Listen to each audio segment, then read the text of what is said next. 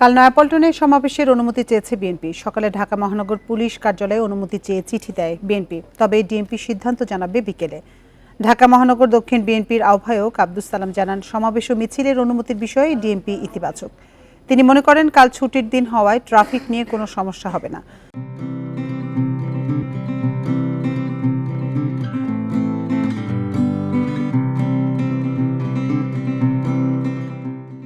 সমাবেশে ডিএমপির সার্বিক সহযোগিতা চাওয়া হয়েছে। এর আগে গত 28 অক্টোবর দলের শান্তিপূর্ণ মহাসমাবেশ পণ্ড করতে উদ্দেশ্য প্রণোদিতভাবে আক্রমণ করা হয়েছিল বলেও দাবি করেন আব্দুস সালাম।